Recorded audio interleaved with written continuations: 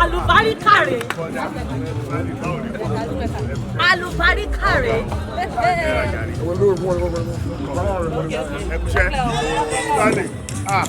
Àwọn méjì àwọn èèyàn mẹ́rin o. Àwa tí. Ọ̀pọ̀ Johnson Alpha ẹ̀kúṣẹ́ ní ara jàrí bọ́ọ̀lù.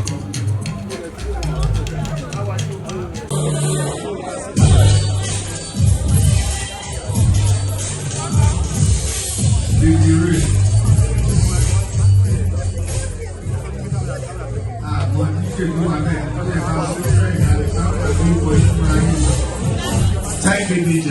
DJ, thank you. Àwọn aṣojú.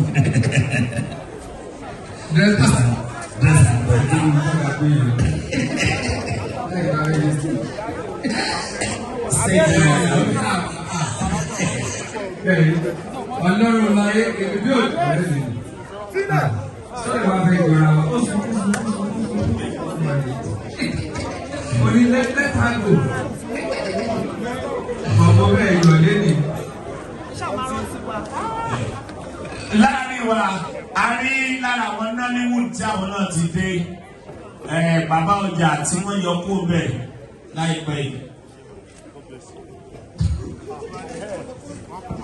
Bàbá ọjà wọn ti yọ wọn ṣe bàbá ọjà wọn is now bàbá issue. Blessing Oko.